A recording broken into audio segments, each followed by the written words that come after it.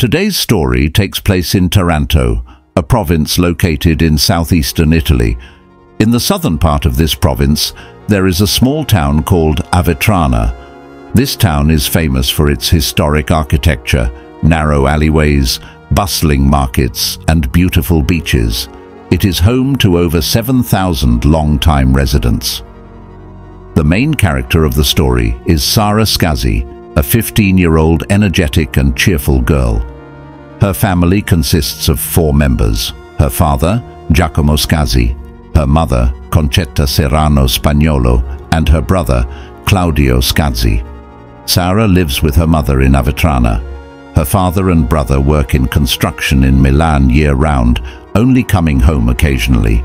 Sometimes Sara's brother comes home for holidays to reunite with the family. Sara always longed to live in a bustling city like the one her brother described. She was a 10th grade student, always curious about new things, loved animals, and enjoyed making friends. She was also a big fan of idols. Her room was filled with posters of her idol Avril Lavigne, and she often practiced her idol's makeup style. Every summer vacation, Sara loved surfing at the beach. However, one day, an unexpected disaster shattered her beautiful life. What misfortune did Sara encounter? Let's go back to August 26, 2010 to find out the details. August 26, 2010 was a Thursday. August is summer in Avetrana, and the weather was very hot. Sara really wanted to go to the beach, so she texted her cousin, Sabrina Miseri, to invite her to the beach. In the afternoon at 2:30 p.m., Sara left home alone. She was wearing a pink t-shirt, flip-flops, carrying a black fabric bag on her shoulder, and holding a cell phone in her hand, a recent gift from her brother. Sara's house was not far from her cousin's, only 600 meters away. She planned to go to her cousin's house first, then they would go to the beach together. However, the short walk, which should have only taken a few minutes, was unusually long. By 2:40 p.m., Sabrina had been waiting at home for a while, but still hadn't seen Sara. She found it a bit strange because Sara was usually very punctual and had never broken a promise. Even if something unexpected came up, she would always inform her in advance. Thinking of this, she immediately texted Sara to ask when she would arrive. 2 minutes later, at 2:42 p.m., Sabrina still had not received a reply, so she called Sara's cell phone, but it was turned off. Sabrina was a bit surprised by this, but not too worried, since Sara was 15 and going through a rebellious phase. She often argued with her mother, and in serious cases she would threaten to run away from home. Her mother was helpless and would give in to her daughter. Sabrina thought that perhaps her cousin had argued with her mother, was in a bad mood, and couldn't go to the beach. As time passed, the sky grew darker. At home, Sara's mother was waiting for her daughter to come back for dinner. When she didn't see her daughter after a long wait, she called Sara's cell phone, but it was turned off. Thinking that Sara's phone had run out of battery, she contacted Sara's cousin Sabrina to ask if she knew where Sara was. Sabrina told her that Sara's phone had been off since the afternoon. Concetta grew worried and started contacting people everywhere, but no one knew where her daughter was.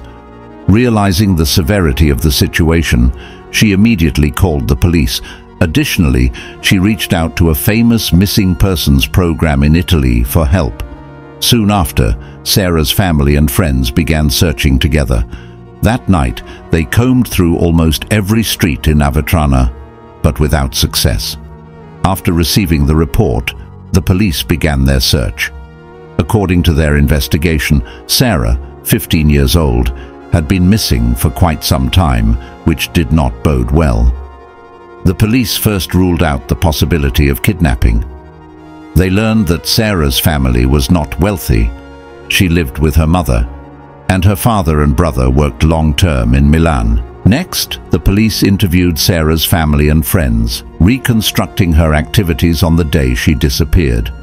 According to Sara's mother, at 9 a.m. that day, Sarah left home to buy ice cream for her cousin and then returned home.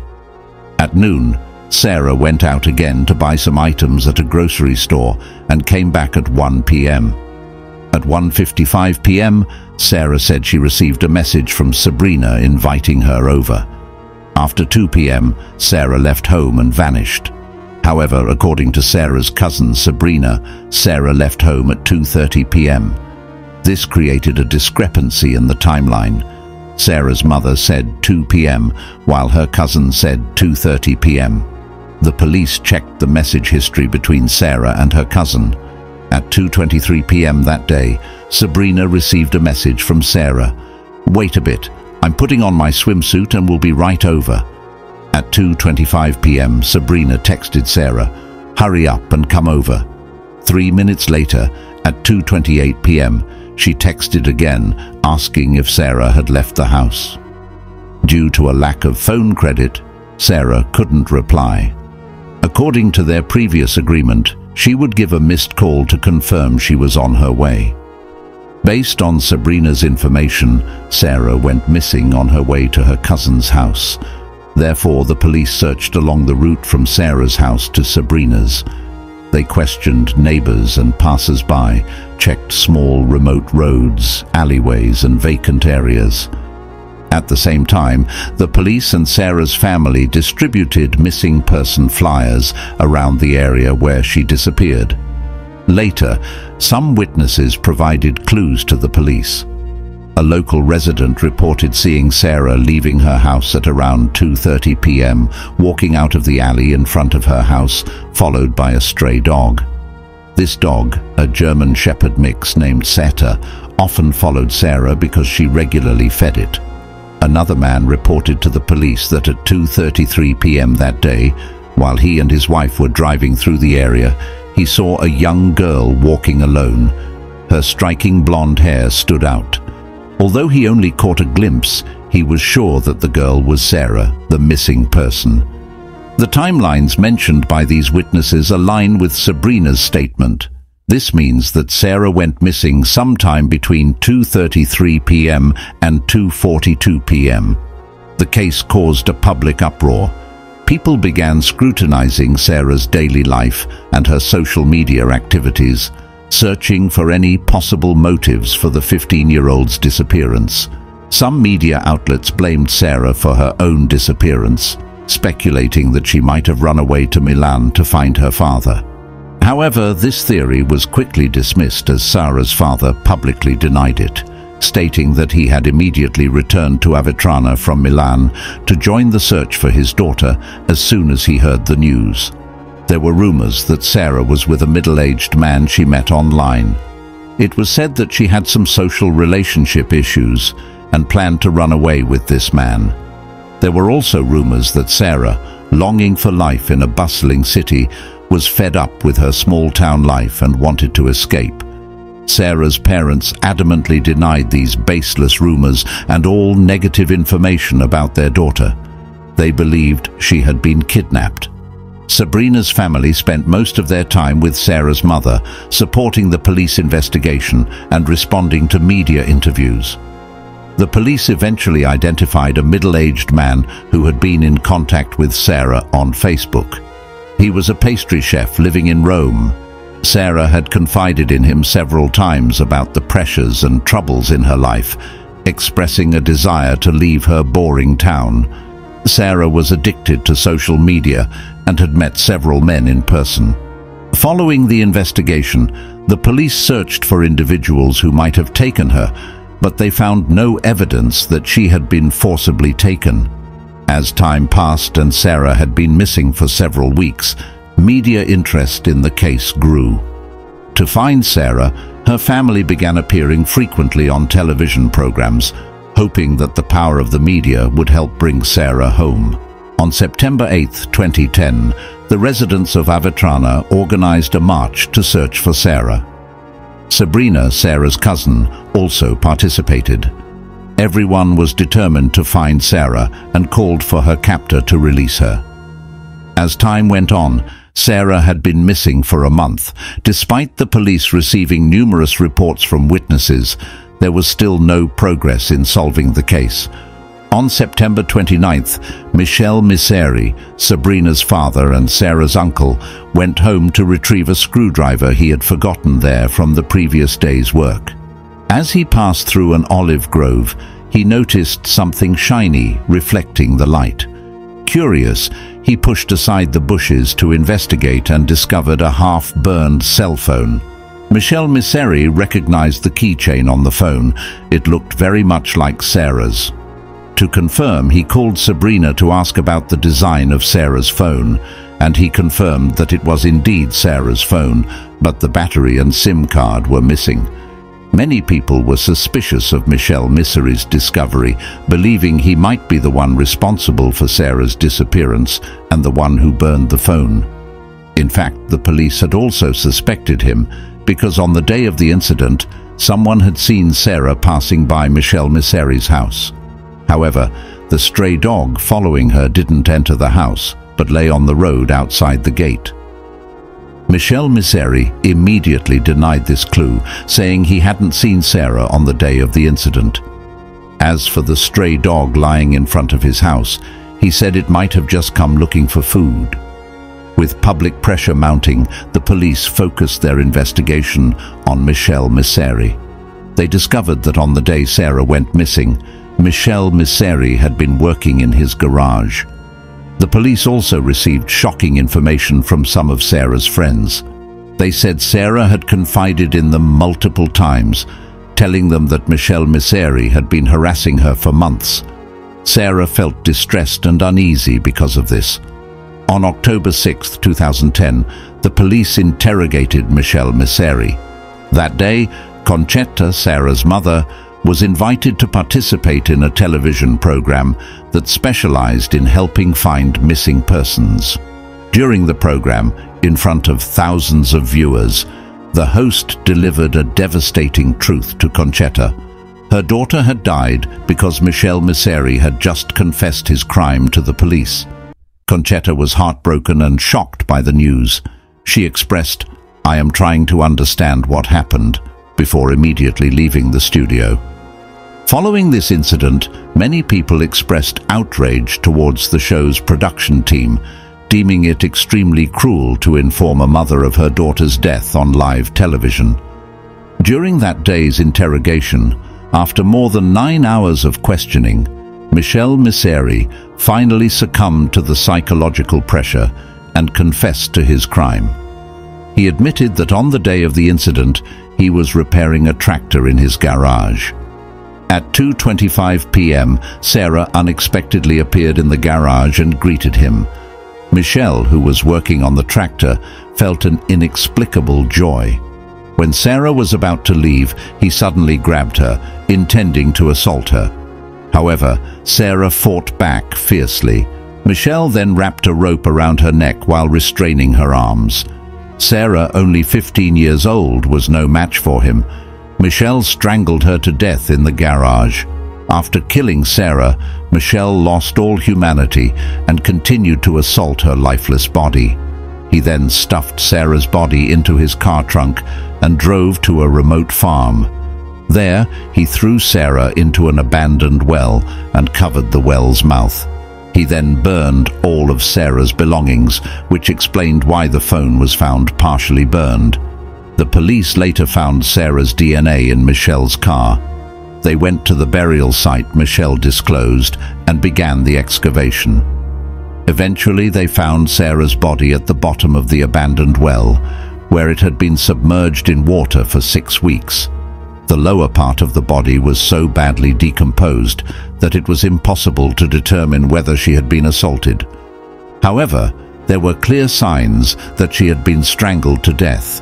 On October 9, 2011, a solemn funeral was held for Sarah, attended by thousands of people.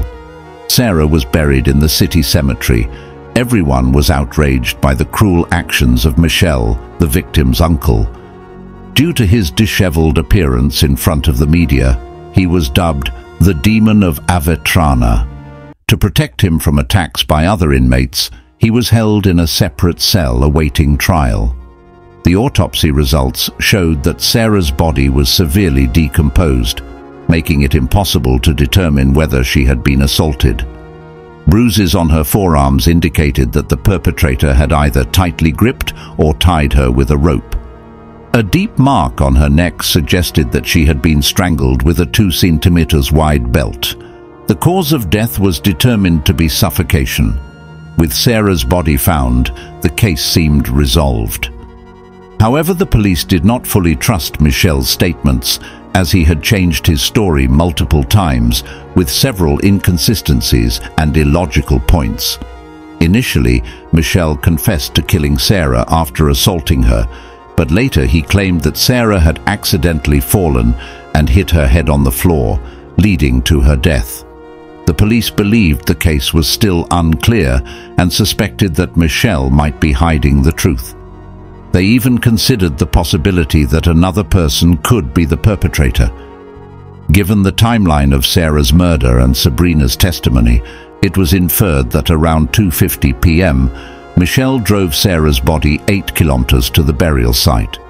This route included 1 kilometer of urban road, 3 sections of rural road, and 1 kilometer of unpaved road full of ruts and slopes. The journey alone would have taken at least several dozen minutes. According to Michel's account, upon reaching an old warehouse, he took Sarah's body out of the car, dragged her under a tree, and assaulted her. He then dressed her, drove her to an abandoned well 700 meters away, and removed her clothes again before throwing her into the well, covering the opening with rocks and soil. Afterward, he went to a field 1 kilometer away to burn Sarah's clothes and backpack. At 3:25 p.m., he returned home. However, this timeline did not match the witness statements. Some witnesses reported seeing Michel driving home around 3:45 p.m. on the day of the incident. According to Michel Miseri's testimony, he completed everything within just 45 minutes. The police found it hard to believe that he could have done it alone, suspecting that he might have had an accomplice. The investigation into potential accomplices continued. A month and a half later, during a routine patrol, a prison guard overheard Michel muttering to himself, "My daughter Sabrina called for help. Sarah went into my garage, and then Michel killed Sarah." The police suspected that Sarah's cousin, Sabrina, might have been involved in the crime. During the investigation, several of her actions seemed strange. For example, after Sarah disappeared, she went to Sarah's house and asked Sarah's mother for Sarah's diary, falsely claiming it was requested by the police. Additionally, some of Sabrina's friends told the police that they had witnessed her behaving unusually after the incident, such as suddenly crying hysterically and then laughing out loud. At the time, they thought Sabrina was simply unable to cope with her cousin's disappearance and was emotionally unstable. Sabrina always told her friends that her cousin had definitely been kidnapped. Since her father Michel's arrest, Sabrina seemed to become a compassionate public figure. She frequently accepted interview requests on television programs, stating that her father should pay for what he had done. On October 16th, Michel unexpectedly told the police that his daughter, Sabrina, was also involved in the crime and even masterminded it. He claimed that an argument had occurred between Sarah and Sabrina. According to Michel, on the day of the incident, Sabrina lured Sarah into his garage, then told him to hold Sarah's hands tightly. Sabrina then used a belt to strangle Sarah, aggressively saying, "Let's teach her a lesson, kill her." 2 days later, the police arrested Sabrina on charges of murder. Cosima Serrano, Sabrina's mother, defended her daughter. She stated, "I don't want to visit my husband in prison. I need to tell him that based on his lies and slander, our daughter is being held in the cell next door." The police then conducted further questioning of Michel. He revealed that the day before the incident, his daughter had argued with Sarah over a man. During the subsequent investigation, the police found Sarah's diary, which documented arguments between her and Sabrina before the incident, as well as a story involving a man. Sarah wrote in her diary, July 28, 2010. Hi, I'm Sarah. Lately, I've been getting along very well with a 27-year-old guy. I'm only 15, but he's been very nice to me, always hugging me. His name is Ivano. My cousin Sabrina also likes him, but I don't know if I like him or just see him as a friend. I'm very confused. As the investigation continued, the police uncovered a love triangle between Sarah, Sabrina, and a man named Ivano. The man mentioned in the diary was 27 years old. 2 months before the incident, Sarah wrote in her diary, "Yesterday, I went to the beach with Sabrina and Ivano. I had a great time, but Sabrina told me that next time she wanted to be alone with Ivano and I should stay home. When she said that, I felt very upset and tense." It seemed that tensions between Sarah and Sabrina over a man had been brewing since then. With this new lead, the police reached out to Ivano. He admitted having a close relationship with both girls and having had a romantic relationship with Sabrina, but they had broken up. He said he never thought 15-year-old Sarah would have feelings for him and claimed he hadn't seen Sarah before the incident. However, a thorough investigation revealed that Ivano was indeed very fond of Sarah and often paid attention to her, which made Sabrina very angry. She believed that Sarah's presence was the reason Ivano broke up with her. The night before the incident, several witnesses saw Sabrina and Sarah having a heated argument in the square. Sarah's diary also documented this event. "Last night I went out with Sabrina, Maria and Angela. We went to a bar, drank sodas and then went home. Sabrina got angry again, as usual, because she said every time Ivano is around, he's always beside me. Of course my cousin would think that way, at least Ivano spoils me, but he doesn't do that with her. I wish I had a boyfriend like him. Anyway, I'm used to it." At this point, the police finally uncovered the motive. Sabrina killed her cousin Sarah out of jealousy. On November 6, 2010, Michel, Sabrina's father, retracted his initial statement, claiming he never assaulted Sarah and instead blamed his daughter for the murder. He testified that at 2 p.m. on the day of the incident, his daughter called him to the garage. When he arrived, Sarah was lying on the floor with a belt around her neck, and his daughter and wife were standing nearby, unsure of what to do. His daughter claimed that Sarah had accidentally fallen while playing in the garage. Michel knew that Sarah's death was no accident, but his family decided to hide the body. 9 months after the incident, the police received a tip from a florist. He reported that between 2 p.m. and 2:20 p.m. on the day of the incident, he saw 2 women dragging Sarah along the street and forcing her into a car. Another witness, an anonymous man, stated that around 1:50 p.m. on the day of the incident, he saw 3 cars parked in front of Michel's house with the garage door open. A few minutes later, he saw Sarah running out of the garage, looking distressed and crying. Shortly after, Sabrina and her mother Cosima also ran out and got into a car to chase after Sarah. Based on the florist's statement, the police deduced that Sabrina and her mother had driven to block Sarah's path and forced her into the car. At that time, around 2 p.m., the 3 of them passed by the florist's truck. On May 26, 2011, the police arrested Cosima, Sabrina's mother, on charges of murder and kidnapping. 5 days later, Michel was released after serving 6 months for charges related to concealing, destroying, or moving the body. However, he would soon face prosecution for other charges. Valentina, Sabrina's sister, always believed that Sarah was killed by their father, not by Sabrina and Cosima.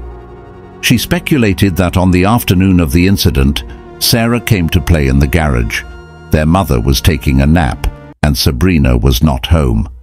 Michel, alone with Sarah, assaulted her and then killed her in a fit of rage.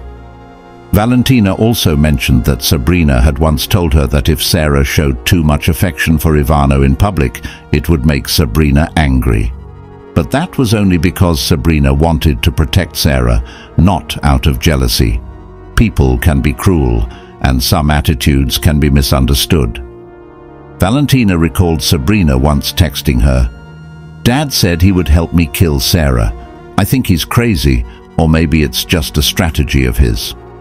In this case, the police obtained a recording of a phone call on October 6th, when Michelle was being interrogated and confessed to the crime. At 10 p.m., Sabrina told her boyfriend Ivano that she was worried about her father and herself, leaving fingerprints on Sarah's phone. She admitted to having touched Sarah's phone on the day of the incident. From this, the police discovered that Sabrina's initial testimony about Sarah's movements that day was entirely false. The messages sent from Sarah's phone were actually sent by Sabrina, not Sarah. Conchetta, Sarah's mother, had the accurate account. Sarah left the house at 2 p.m. on the day of the incident and was murdered by 2:30 p.m. Investigations revealed that Ivano had been with Sabrina and Sarah 30 minutes before the murder and witnessed a fierce argument between the cousins. If Ivano had told the truth from the beginning, the investigation might not have been so complicated. After Sabrina, Cosima, and Michelle were arrested, Michelle's brother Carmine turned himself into the police and confessed to participating in hiding Sarah's body. The investigation concluded on July 1st, with 15 people charged with various crimes, including murder, complicity in murder, concealing a body, kidnapping, theft, and perjury. A year and a half later, in January 2012, the trial was held in Taranto court. Sabrina and her mother Cosima were charged with murder, and her father Michel was charged with concealing a body.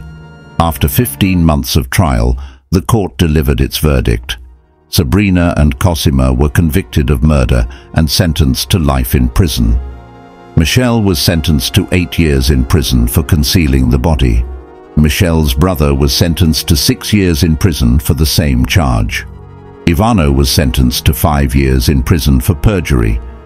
2 defense attorneys were sentenced to 6 years in prison for perjury, and a previous defense attorney was sentenced to 2 years for incitement. In July 2015, the Taranto court upheld the sentences of the 3 main defendants, and Sabrina's former attorney had his sentence reduced to 1 year and 4 months in prison. Michel's brother Carmine had his sentence reduced to 4 years and 11 months in prison. In this case, many people gave false testimony, including some initial witnesses and Sabrina's friends. They were incited by Sabrina and her mother. Sabrina harbored hatred for her cousin Sarah because her ex-boyfriend liked Sarah. Her mother also resented Sarah because the child of her sister was more loved than her own daughter. Therefore, she helped her daughter carry out this cruel crime. Michel, Sabrina's father, wanted to take the blame alone to protect his family, but ultimately failed. Some negative criticisms directed at him were also untrue. The case concludes here. Sabrina and her mother Cosima are held together in the same cell. Michel, her father, was released from prison in February 2024. As for who actually killed Sarah on that day, perhaps only they know the truth. The Sarah case leaves us with many lessons about the darker sides of human nature and the importance of the truth. Jealousy and envy can turn into hatred, leading to unforgivable acts of cruelty. This case also highlights the harm of concealing the truth and covering up crimes, hindering the investigation process and allowing justice to be neglected. Today's video ends here, and I look forward to seeing you in the next one.